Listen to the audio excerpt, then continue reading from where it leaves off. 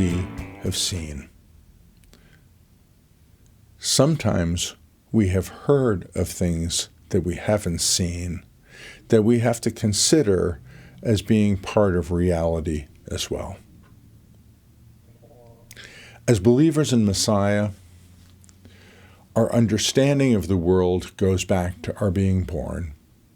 It goes back in many cases to our family telling us about who we were back before we really had memories. But usually what ends up happening is you get to 3, 4, or 5 years old, and for many people, there are individual memories that stand out. Sometimes it's an outrageous amount of selfishness.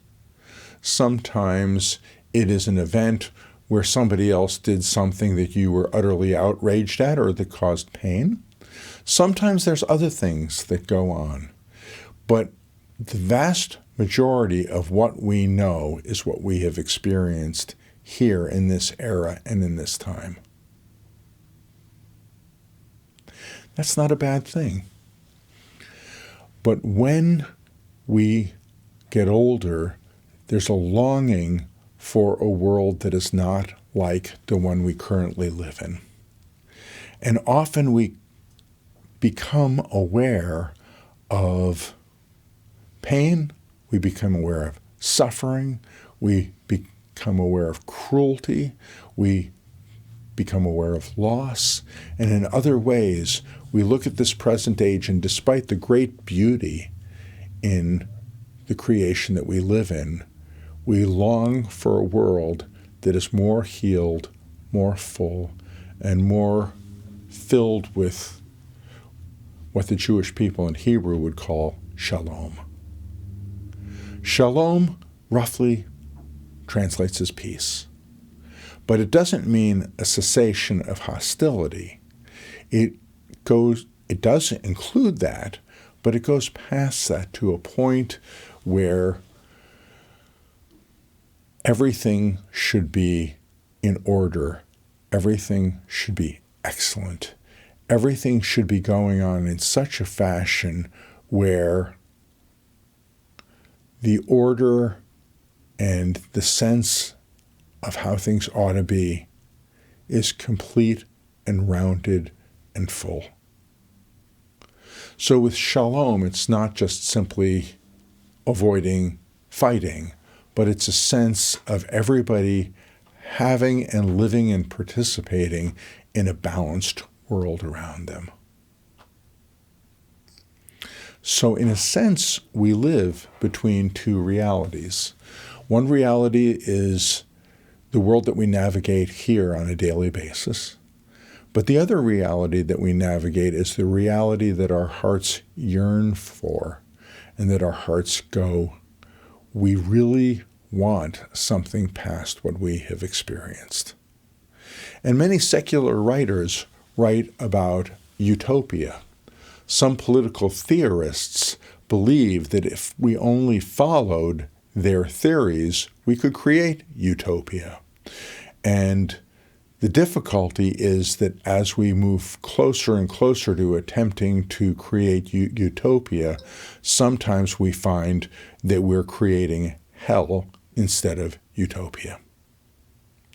But I still believe that we're a people caught between two worlds, because I think the thing that you yearn for, the thing that you hope for, the reason that you yearn for it, the reason that you hope for it, the reason that it seems almost attainable is because God has put in our hearts a longing for himself. And where God is the perfect embodiment of shalom. Where God is the perfect embodiment of balance. Where God is what our hearts long for. And the invitation into belonging to God now and to accepting his salvation and accepting his instruction is for the character of who we are as human beings to come to a place where we start to belong more and more to a land that is unseen, to a land that is not yet experienced, to a land that exudes the perfection that our hearts long for. So living between two worlds, it is important on a daily basis to be people who are engaged in what we currently have. It's important for us to be a people who, within the realm of what we can reach, we do what is necessary to make this world better. It is important that through prayer and through time in the Word of God that we be a people who are becoming more like God and leave an imprint on the society around us such that there is grace, there is mercy, and there is loving kindness that goes past what would be there if God wasn't working at us as individuals, in us as families, and in us as communities. But ultimately, you have been made for a world you've never seen. You've been made for a place that does not yet exist. You have been made for a place whereby the power and the presence of God moving through you today gives testimony that something better is coming, and where in the time that we spend here, we are in the process of making this present age better, but also preparing ourselves to be conformed more to who God is and being prepared for a world that is coming. Shalom.